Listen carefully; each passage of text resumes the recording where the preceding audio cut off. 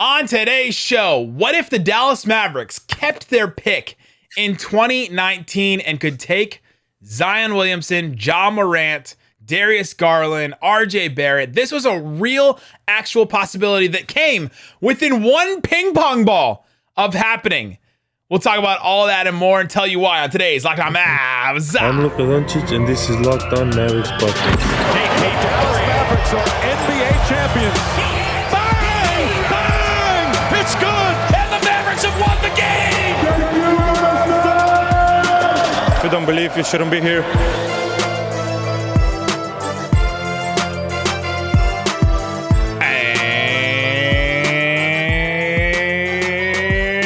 Welcome. You are locked on to the Dallas Mavericks. My name is Nick Angstadt, media member and NBA channel manager for the Locked On Podcast Network. Thanks for making Locked On Mavs your first listen every day. We are free and available on all platforms, including YouTube. But the best way to help us grow the show is to comment anything below. Let us know, which player would you have taken in the 2019 draft if the Mavericks kept their pick, top 4 pick? Would you have taken Ja, Zion, RJ Barrett, Darius Garland, Jarrett Culver, DeAndre Hunter? Who would you have taken in that top 5? Today's episode is brought to you by BetOnline. BetOnline has you covered this season with more props, odds, and lines than ever before. BetOnline, where the game starts. And joining me, as always, my co-host, writer, and contributor at Mavs.com, the What If Watcher, the One More Thing King. What you got for me, Isaac Harris? You know, that low-key wasn't a bad draft. Like, you start looking at it. 2019? Yeah, 2019. I mean, you're always going to have some misses there, but the Jarrett Culver stuff is fascinating to me that, you know, Texas Tech guy. And right in the I backyard. remember, do the Mavs scout people in Texas? I don't know that. But, you know, with Culver, I remember it was such a unique spot for the Mavs and like media and content during leading up to that lottery, because then obviously that trade happens with Luka in 2018 draft. They give up this 2019 first rounder, but it's top 5 protected to Atlanta. And remember that night was crazy at draft night. We're there. We've talked about it before. We're in that, like Mark Stein's tweet comes out and it's like, Dallas reluctant to swap Wes Matthews and Kent Bazemore to move up for Luka. And we're like looking at each other at this table saying, this will be worse than Giannis. If they don't get I Luka. literally said that to you. This is going to be another Giannis thing if they don't do this. Especially that it came out and that report was out there. And it's like, dude, if we don't get Luka and we end up with Wendell Carter because they didn't want to swap West for Kent Bazemore, but they didn't do that swap. They would be the Orlando Magic right now. It ended up being that first round pick instead, basically, of, hey, we'll give you next year's first rounder, that 2019 pick, top 5 protected. And it's like, at the moment, you're like, oh, that sucks, but we're getting freaking Luka Doncic. All right. Now you look back on it, obviously the Mavericks, sucked that year, Luka's rookie year. The only year in which they sucked for the most part is this rookie year. Hard to suck with Luka. Yes. And so here we are going into that like draft lot. So that year plays out and they make Luka's rookie year happens. Kristaps Porzingis trade happens. And we're like, holy crap. It's Dennis's like sophomore season. They got Brunson that same draft, obviously. And they just swap out Dennis, the expiring contracts, get KP, swing for him. Literally a week later, they dump Harrison Barnes in the middle of the game. We're like, oh my gosh, now they just cleared up all this cap space, all leading up before even free agency, all leading up to this draft lottery in May of like, we got KP. We took the swing. Is he the second guy for Luka? We cleared up the cap space by dumping Harrison Barnes. Now we could go get a free agent. And if the ping pong balls hit, we could get a star. I remember then there were people that said, what if KP is the number 1 and Luka is the number 2? Right? Like there's people that were even saying that, like at that point, because it just only been Luka's rookie season where he looked really good, 20 points a game, but like Carlisle hadn't fully given him the keys to the car for the whole season, right? Like it. Here, I got. No, I want to, be able to touch the car. He hadn't given him the keys to the car yet, and people were, and Porzingis was kind of this unknown of like, He's been hurt, but he was an all-star already. Luka wasn't an all-star. So what if Porzingis is the number one and all of a sudden you got this dynamic duo? It was like a given. And then all of a sudden this 2019 draft comes up. And this is why today we're going to focus on this what if. What if they had kept this pick? So top 5 protected pick goes to the Atlanta Hawks for Luka Doncic to trade up from 5 to 3. And this is how it's set up. It was top 5 protected. In the lottery had smoothed a little bit at that point, and so the Mavs had the possibility of getting a top 4 pick. It was either going to be top 4 or it was going to be 10, and they were going to have to give it to the Hawks. That's how it was going to work on lottery night. Here are the odds: 6% chance number 1, 6.3% chance number 2, 6.7% chance number 3, 7.2% chance number 4. There were not like bad odds for the Mavericks to keep that pick. And so I wouldn't say those are great, but it's not bad. It's not like 0.1% chance. Like it's like, a shot in the dark that they would get this pick. Like it's decent odds. And I say that because they were tied that year with 2 other teams. They were tied in the exact same record, the exact same lottery odds with the Memphis Grizzlies and the New Orleans Pelicans. Literally tied with those 2 teams. Tied the exact same odds, and so they had to do a tiebreaker. And this is how they do tiebreakers. They still do it this way. There's a drawing. It's conducted on live TV. Like, it's actually on NBA TV. I watched 2017. That one's on YouTube, where you go back, and it's Kiki Vandeweghe, NBA Executive Vice President of Basketball Operations. Kiki Vandeweghe stands there. You have the little, like, lottery, like Powerball looking, like ping pong ball, like plastic tube thing that shoots the ball up. And then you have somebody from like Ernst & Young there that like make sure that it's all kosher and that it's all above board and things like that. And then this guy comes out with this briefcase of all these balls with different logos on them, and they throw them in the bin. They send them through. The air flows through, and then one of them pops out, and that's the one that breaks the tie. And so they had this 3-team tie between the Pelicans and the Grizzlies, and the Mavericks lost both the tiebreakers. So the Mavericks were the number 3 team out of that. And guess who jumped up in the lottery to number 1 and number 2? The Grizzlies and the Pelicans. So literally, the Mavericks were 1 ping pong ball away from moving up. If you consider butterfly effect, multiverse, like all the different, like if you think that time is a flat line and all that, then maybe not. But if that one thing had been flat, not flat Earth, flat timeline. Oh, okay. If that one ping pong ball had been different and the Mavericks broke the tie, then they could have been the number 1 team, or they could have been the number 2 team. Kept the pick. Then all of a sudden, we're talking about Luka, Zion, Porzingis, Luka, Ja Morant, Porzingis, Luka, Darius Garland, Porzingis, Luka, RJ Barrett, Porzingis. Like all of a sudden, you're talking about a completely different outcome at that point if that one ping pong ball had been different. And so it just becomes this crazy what if in Mavs history. If that literally, to me, it comes down to that tiebreaker, not even the lottery, not even the draft odds. Maybe you go back to the regular season and be like, all right, what if they lost this game, that game? No. Like, he can walk through all those. Isaac hates doing that. No. No more Alec Peters games for Isaac, I guess. Nope. But if they had won that tiebreaker, that little tiebreaker, like I don't know if I. There we go. All right. The Mavericks at that point, the tiebreaker was the Mavericks, the Grizzlies, the Pelicans. The Mavericks at that point had Luka Doncic already. They had their star already. Mm-hmm. Who did Memphis have? Who did the Pelicans have? The Pelicans had just lost Anthony Davis. Memphis didn't really have anybody at that point. Jaren Jackson already, but that was it. Valanciunas, maybe. The NBA rigged the Whoa. They rigged the tiebreaker so that those 2 smaller market teams could get stars and remain viable.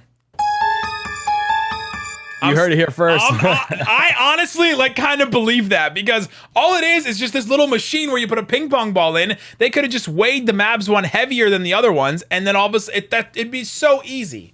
It'd be so easy. It's just it's wild how much it affects Dallas's future, because it would have been free. Like a lot of the what ifs that we talk about is like, hey, what if that free agent came? What if this trade happened? And it's like, then you have to account for, well, then we wouldn't have money for this guy. Well, then we wouldn't have this player. Well, then this would have been free. Like you would have been adding a assuming they make the pick and not trade it before draft night for another star around the league, you would be adding another young core piece. And we'll talk about it before the end of this podcast. But when you have another young star across the league, you go across the league right now and you look at the Jokic, Tatums, Ja's, Trays of the world, and you're like, hey, what's their supporting cast look like? Almost all of them have one, sometimes two other lottery picks with them on their team. They either happened the year before they got there or directly the year one. I mean, if you're Devin Booker, you suck for so long, you have a whole roster of, and none of their lottery picks worked. It's always like their mid-teens picks that work because they had so many picks throughout that stretch. Yeah, so that's the what if of like, I mean, it could have drastically changed. Yes, if you get a Zion and he stayed healthier, you think about Ja with Luka and all that, like you're adding another, you formed a superstar duo. But even if it landed at 4 and you got a DeAndre Hunter, an RJ Barrett, a Darius Garland. Oh, Garland would have been so good. Like that, you are setting yourself up for a young core, and then we're not even talking about the potential trade options with that. Because they could have traded, if they kept that pick, they could have traded it, right? Like there's so many different options off this what if. So let's get into that coming up. But before we do, let me tell you about BetOnline. It's the best place to check out the odds and lines and spreads and everything in sports. NBA championship odds 2023. The bottom of the barrel. Tell me about the Padres. All the Padres odds changed today because of Juan Soto, but the bottom of the barrel. 5 teams have the exact same odds to win the NBA title. Tell me which one of these teams you would pick if you had to pick one. Tell me what. Plus 50,000. Put down $100. If one of these teams wins the title, you win $50,000. Okay. Spurs, Magic, Okay. Pacers, Thunder, Pistons. God bless. I feel like the Thunder kind of don't belong in that group, but they may have a similar record because they'll just shut everybody down. I think Orlando, I guess, would be my pick. I was gonna say because you think Paolo Banchero is gonna be like all NBA next year, so Orlando's probably your pick. Not all NBA, but Orlando would be my pick. Yeah. An interesting thing is I don't know if this is a reason, but Houston's odds to win the championship are locked right now. So that one's kind of interesting. But go check it out. BetOnline, all kinds of different odds, not just NBA. They have MLB, they have hockey, they have footballs coming up. Oh, training camp. I saw Micah Parsons run so fast yesterday. All kinds of odds. Go check it out. It's BetOnline, where the game starts. All right, Isaac Harrison, we're getting into what if the Dallas Mavericks kept their 2019 pick, the pick that they used to trade for Luka Doncic and swap Trae Young. The pick eventually, we should mention, became Cam Reddish. Like that's what the pick eventually became. It was the 10th pick. The Hawks picked Cam Reddish. We were told by so many Hawks fans, oh, they're gonna regret this. Cam Reddish is just gonna make them regret this trade and all that stuff. Like Cam Reddish alone makes it that much better of a trade. And now Cam Reddish is wasting away in New York. He gets to play with Brunson now. So there's a what if that we could Destiny. talk about. But it brings us to this. So what would be the best trio? Let's say they kept the pick. 2019, they kept the pick in that draft. It's 1, 2, 3, whatever it is. Who would be the best trio? Luka, Zion, Porzingis, Luka, Ja, Porzingis, Luka, Garland, Porzingis, Luka, RJ Barrett, Porzingis. Which one is the best one? I mean, if Zion's healthy, it's Zion with that duo. I was always Ja over Zion. I still am if I had to pick one of the two moving forward.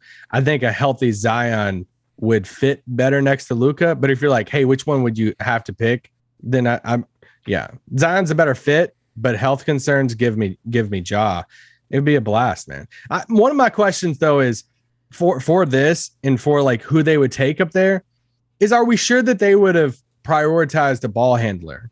Like, remember, this is Rick Carlisle. Like, this isn't Jason Kidd. This isn't, Jason Kidd who committed to Jalen Brunson as a starter. You look at who started that season. It was Tim Hardaway that was starting, alongside Luka. Brunson was coming off the bench. Like Rick liked Yogi Ferrell back in the day before, they got Luka and JB and stuff. And it's like,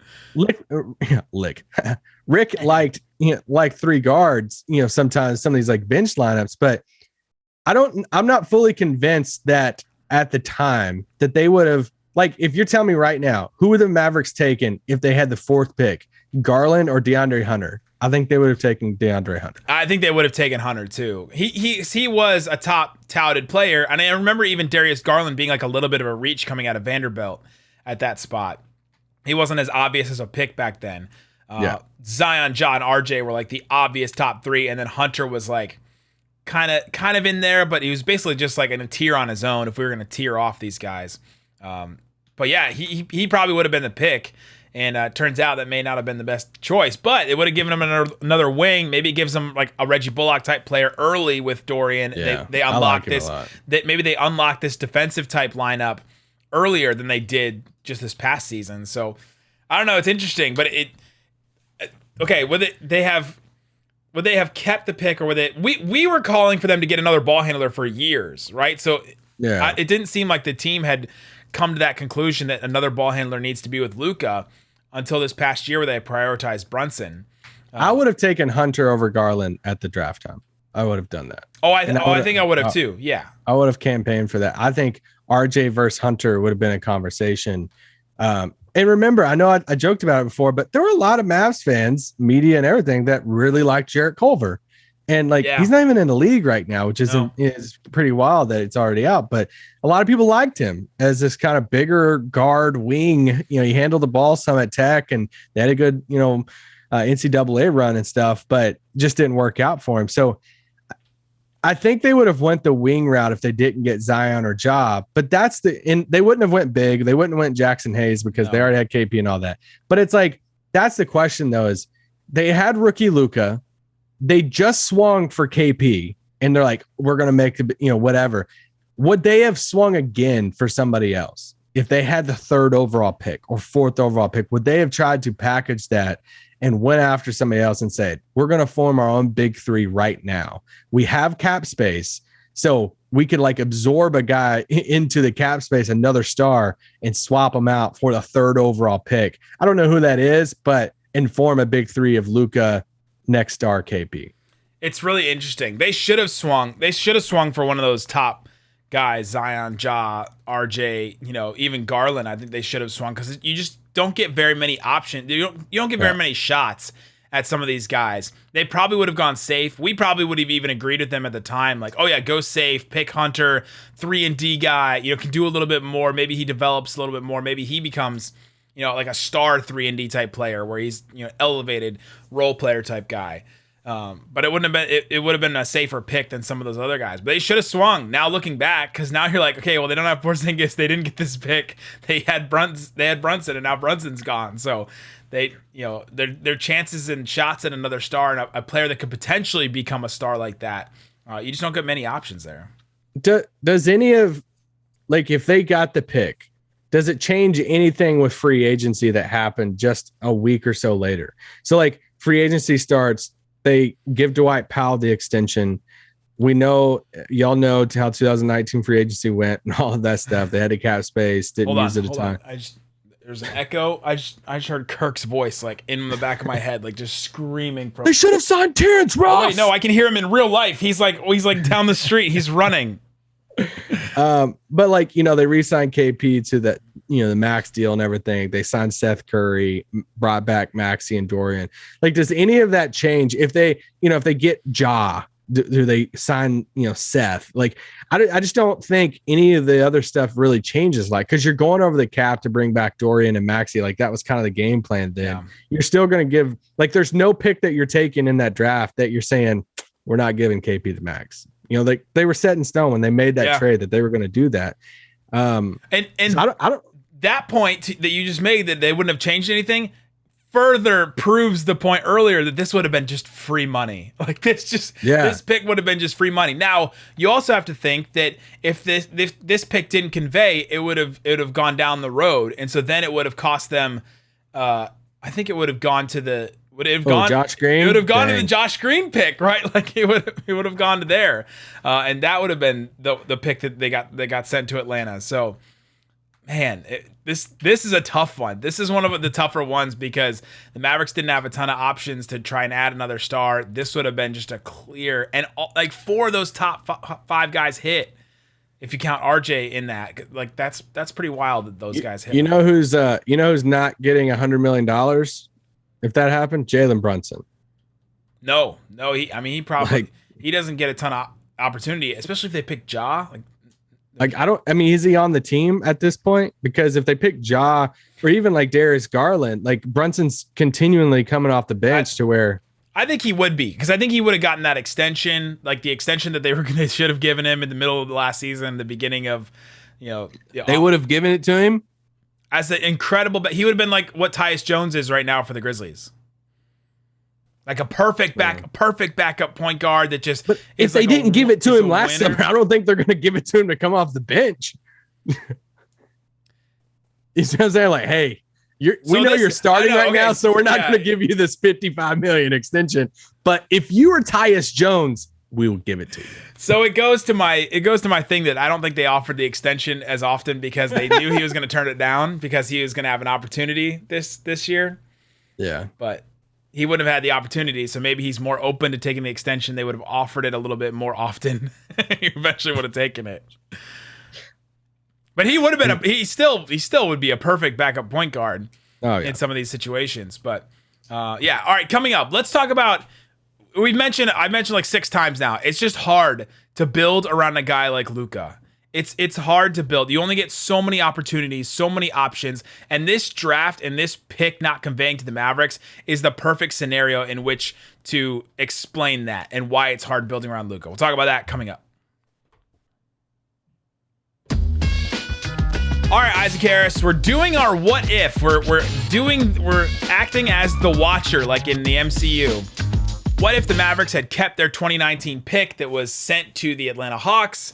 Could have been Zion, could have been Ja, could have been RJ, could have been Darius Garland. But this is why it's so hard to build around Luka. Because like you said at the beginning of this show, they were only bad for one season. And they weren't even that bad that one season with Luka. What was their record?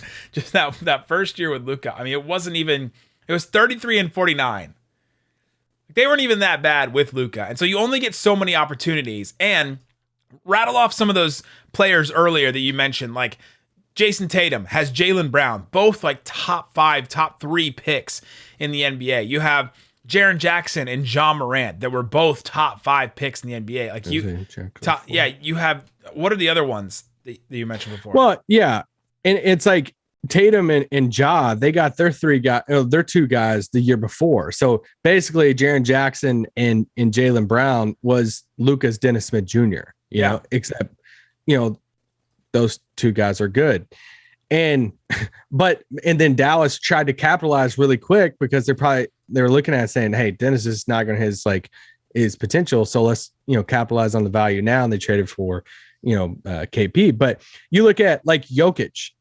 Yeah. Even though he's a little further along than some of the other guys, but like Jamal Murray, Michael Porter Jr., like these are both lottery picks. Jamal Murray was the 7th overall pick. Both of these guys came after Jokic was drafted. Now, I get it. Jokic was a 2nd round pick. So it took Jokic a little bit longer. That's the thing. It's like, that's the unique part about Luka is you look at like Jokic and Giannis, like both of these guys took a little bit of time, right? Like they didn't come into the league. Like Luka was the most accomplished European player ever to come into the NBA and be so good, so fast. So it didn't allow Dallas to have the draft picks afterwards. You look at Trae Young. I mean, yeah, Kevin Huerter just left. Yes, Cam Reddish just left. But like there was a moment last year to where you're looking at like Cam Reddish, Huerter, Okongwu, DeAndre Hunter. Like how long do you want to go down this list that they have other top 10 lottery picks on the team around, Trae Young? You look at Devin Booker, we joked about DeAndre Ayton, 1st overall #1. pick. Cam Johnson, Mikal Bridges, like these other young stars. If you want to talk about like Karl-Anthony Towns, he has Anthony Edwards. Like you can look at other young cores. Yeah, and Russell, you can look at the Pelicans with Zion and, other, young guys on that team. It's like Luka was so good, so fast that you either had to nail the Dennis Smith Jr. pick, which they didn't, and then they traded in that trade, or it's like you just don't have you don't have many swings at the apple, because then you're drafting in the Josh Green range, and it's a harder range to hit on a player. Way harder. And that's why that 2020 draft is so big, and Josh Green as a player like is so polarizing for Mavs fans, because it was so important that they hit on that guy. Like, whoever that pick was going to be, it was so important that they hit, because they were only going to get so many shots, even in the top 20, like even that high. We were like, okay, well, this is the highest they're going to be in a long time. And it's proven to be true since then. But I look at the Bucks. Giannis was, the 13th pick. Middleton was the 39th pick. Like, that's what you have to do if you don't hit on some of these lottery picks. And the Bucks didn't hit on some of their lottery picks. Thon Maker, think about some of the picks that they made. They had Brogdon, and they traded him away because of injury and different things. But they didn't hit on some of those lottery picks and some of those things. But they did hit on a second round pick in Chris Middleton, who became, multiple time All-Star and a guy that was really great. That could have been maybe Jalen Brunson, but that's what you have to do if you don't hit on some of these lottery picks. Is you nail one of those like second round picks. I mean, even Jokic, they hit on Murray, they hit a couple other things, and then all of a sudden they hit Jokic in a crazy, insane way. And that's what you have to do. That's what the Mavs have to do at this point. They have to hit on the second round pick. Is it Jaden Hardy? Like, it could be Jaden Hardy now, but they have to hit on one of these like outside shots at a star type player to get one, or package a trade together, which so many of these other teams that we're not talking about did. And that's why we're doing this what if, because now we're 4 years into Luka Doncic's career. What are we asking the question of? Well, who's the number 2 to Luka?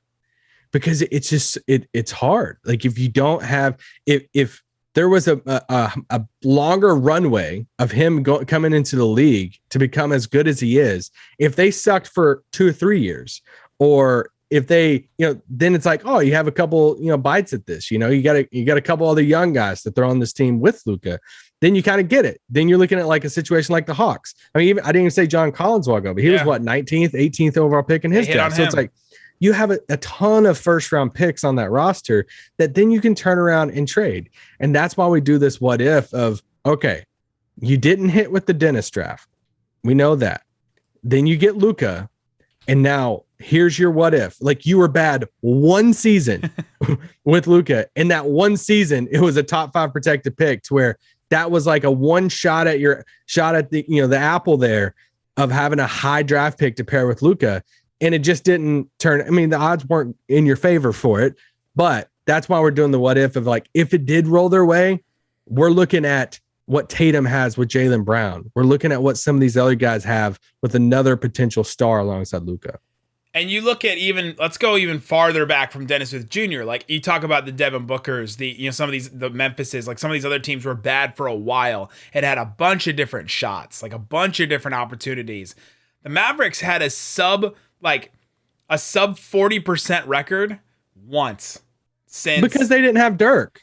They would all die for a Dirk. Exactly. The Mavs were 40% in 2017. They had 33 wins. They were 40% in 2019. They had 33 wins. And the year that they got Luka, they had 24 wins, and they were 29% winning percentage. Like, they didn't even have like a bad like lottery, like top 5 lottery type years in between the Dirk era and the Luka era. Like, it just didn't happen. So because it overlapped. And I'm not here. I'm not here for anybody in the comments or anybody who wants to reply and said they should have sucked in Dirk's last years. No, get out of here. That's not happened. I'm not here for that. Like, you do this, you play this game to have franchise to have a guy like Dirk, and you don't do the disservice in Dirk's last years of saying, we got to set up for the future, big man. We're going to suck these last few years. No, you have fun with it and try to be as good as you can. They could have done better to build around him in his last years, 100%.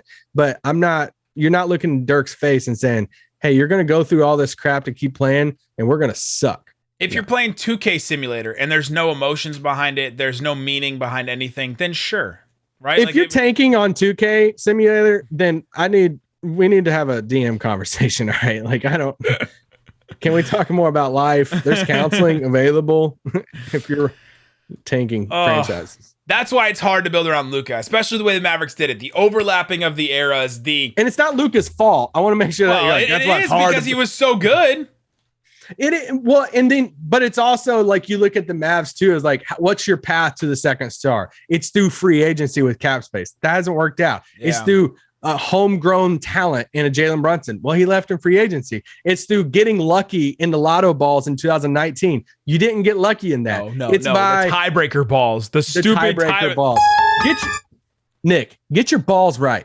And then it's either swinging for, and then the last thing of that is swinging for like another star. And it's like, they did that. They pushed all their chips in. Hold on, let me adjust real quick. Yeah, clip that one. It's taken all your expiring contracts. It's taken your first round pick the year before in Dennis Smith Jr. It's taken future picks, and you swinging for a guy like Kristaps Porzingis, and that didn't work out either. You kind of have like 4 ways to go land a second star next to Luka, and all 4 ways just hasn't worked out over the past 4 years. Now the clock's ticking for, let's see how it works over the next 24 to 36 months.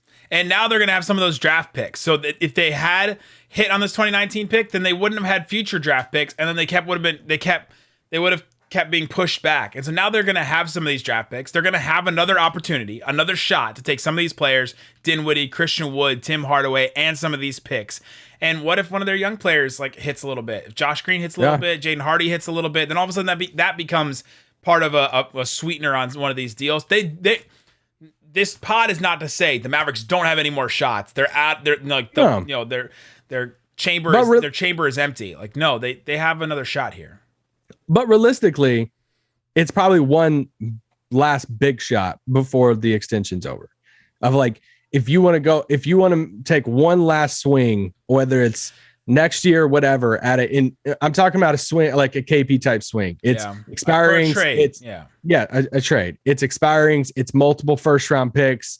It's, and like you got to hit on it. Like, you better hit it. And teams can create their own opportunities too, right? Like, they can create it by if they clear cap space, powder dry, like keep the powder dry, and like all that. Like, they can create their own opportunities. But yeah, that's what we're looking for. So there you go. That's the what if. Let us know in the comments below. That was a fun one. Let us know in the comments below. Who would you have taken? Zion, Ja, RJ, Garland, Hunter. Let us know in the comment section below. Thanks for making us your first listen. Go check out Locked On NBA. Great stuff. Jake Madison, John Corrales on today's Locked On NBA. Go check it out. Me and Pat tomorrow as well. So go check out Locked On NBA. Guys, thanks so much for listening to Locked On Mavs. Peace up. Boom.